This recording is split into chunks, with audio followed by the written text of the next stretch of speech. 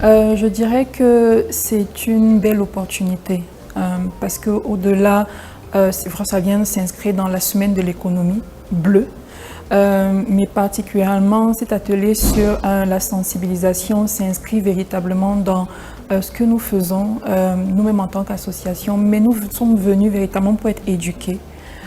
Parce qu'il y a beaucoup de parties prenantes qui sont là. Il y a des experts, il y a une boîte à outils qui nous a été présentée, il y a des personnes qui ont travaillé à ce que l'économie bleue soit traduite en un langage un peu plus fluide au Cameroun.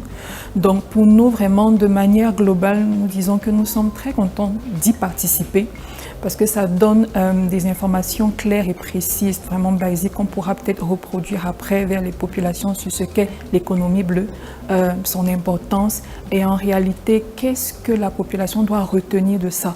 La société civile est un outil, surtout dans ce cadre de l'économie bleue, un outil pour que cette notion soit comprise, pour que lorsque viendra le moment d'implémenter ces stratégies nationales sur l'économie bleue, cela puisse se faire sans effort.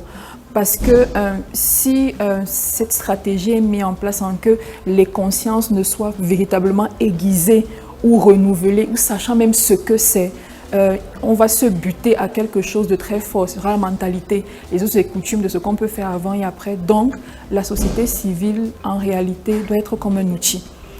Un outil pour que cette implémentation-là se passe véritablement sans effort et puis de manière un peu plus fluide.